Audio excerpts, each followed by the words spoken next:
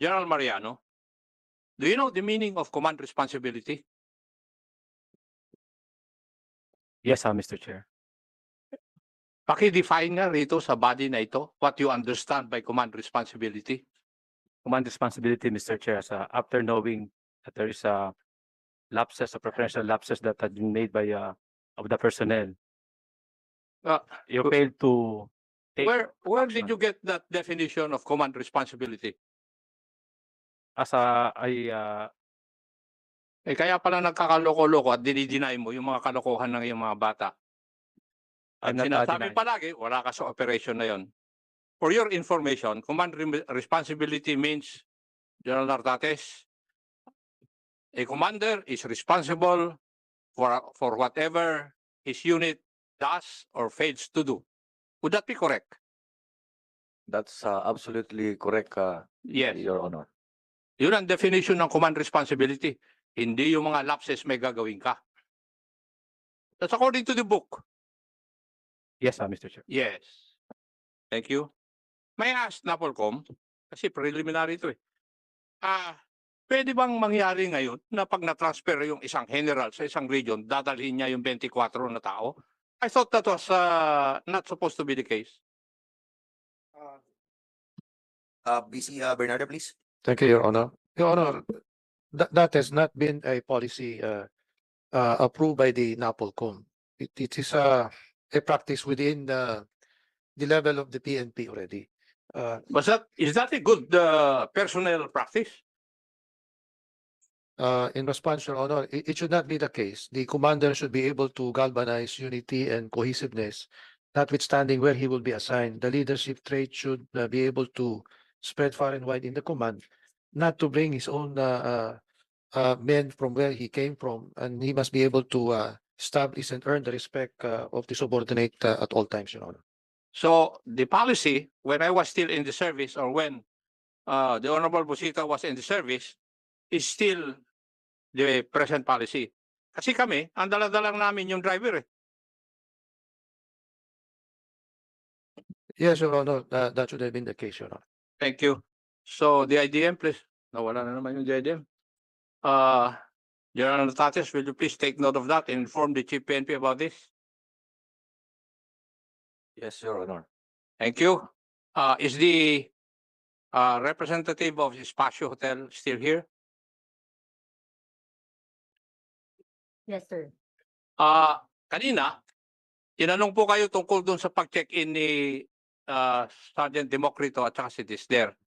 At sinabi ninyo na you will be given time at i-consult ninyo dahil sa inyong abogado dahil you might violate the Data Privacy Act or Republic Act 10173. Tama? Yes, sir. And among other laws. And other laws. Sige, para kang abogado iha eh. Pero I would like to read to you Section 4 of the Data Privacy Act. And I would just like to quote yung tungkol sa inyo. This act does not apply for the following. Information about any individual who is or was an officer or employee of a government institution that relates to the position or functions of the individual, including the fact that the individual is or was an officer or employee of the government institution. Sina Sergeant Democrito at saka Disder ba? Are they government officials? Yes, sir. You mentioned. Yes, and therefore, the Data Privacy Act does not apply as far as they're concerned. And you're supposed to give us the information that we need.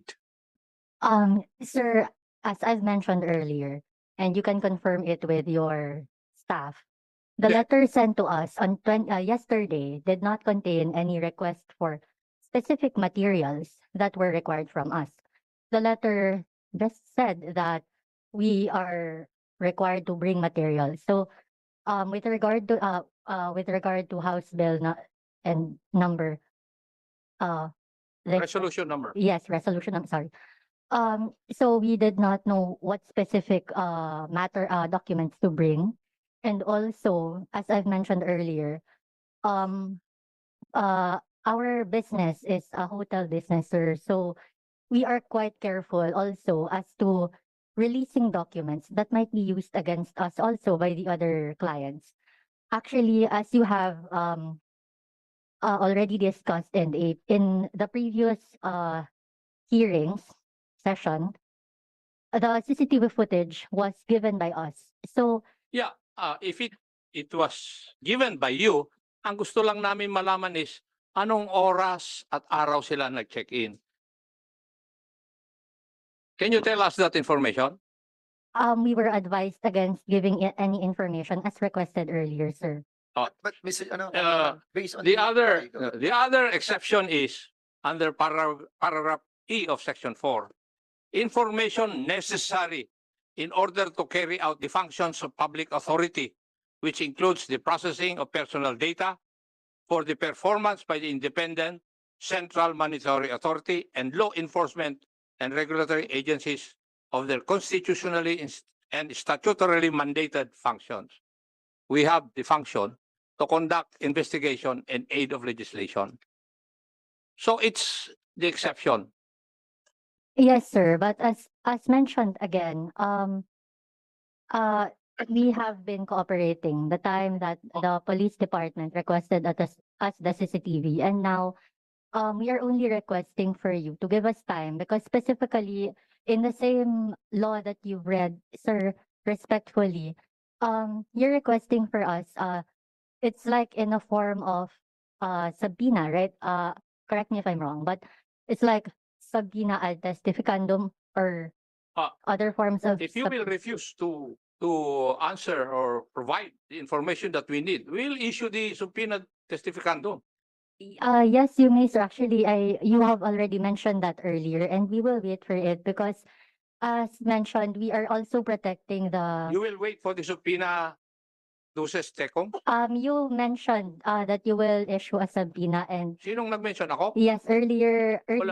Wala akong, Ano nga? kayo lang akong nagsasalita eh. Congressman Acop saka attorney, I don't know your surname is, but in accordance with the CCTV that we got, Yes. it was September 16 kasi you submitted it to the PNP already eh. So there's no reason for us to issue a subpoena ducis tecum because you have submitted already the CCTV to them. So basically what we were asking is to just to reconfirm yung pagpasok nila doon, which is September 16 ng gabi. Correct? Yes. Ayun, okay. Good. Sorry, sir. I just needed to protect also our rights. Thank you. This is an operation involving the implementation of a search warrant on 1811 of the Solimare Towers for illegal possession of firearms.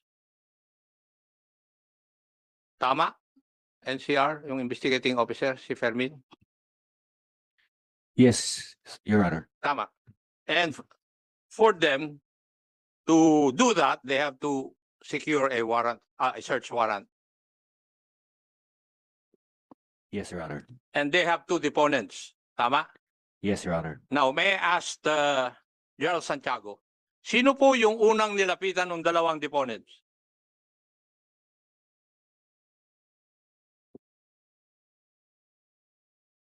Kaninong asset ang mga ito? Major Magsalos? Major Quijana? Sergeant Ruiz? Sino? Sino ang unang nilapitan nitong deponents na ito sa inyo?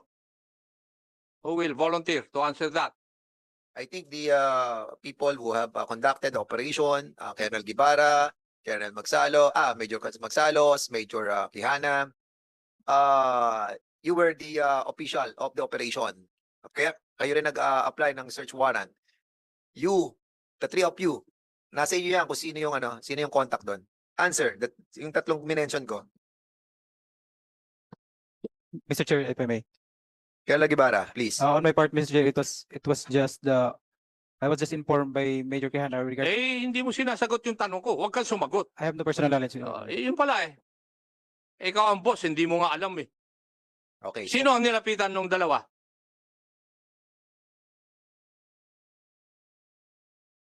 Your Honor, inilapit po ni Sergeant Ruiz and Sergeant Dilayon sa akin po yung trabaho na yan. Are Sergeant Ruiz and Sergeant Delayo here? Okay, Sergeant Delayon or Ruiz? Ruiz po, Your Honor. Sige, please answer. Your Honor, that time Teka, po na, teka muna. Were you ever under Major Magsalos when he was the head of the DSOU? yes, sir. Yes. So with the other one, the other guy, Luis. Delayon. the Lion, you were also under Major Magsalos when he was the head of the DSOU? Yes. Yes. Tama. May theory. Sige, paano lumapit sa iyo yung dalawa? Actually, sir, hindi po sa akin lumapit, sir. Sino? Yung dalawang deponent. Kanino nga? Kay Major Kiana po, sir. Ikaw ang tinuturo Yes, sir. na Ganito po, ayan sir, na naman ang- tayo eh. Ganito po, sir, ang sitwasyon ng time na yun, sir. Tinawagan niya ako para kausapin ko daw po yung dalawang deponent. That time, nasa office na po. Oh, Major Kehana, malapit na ako mapikon.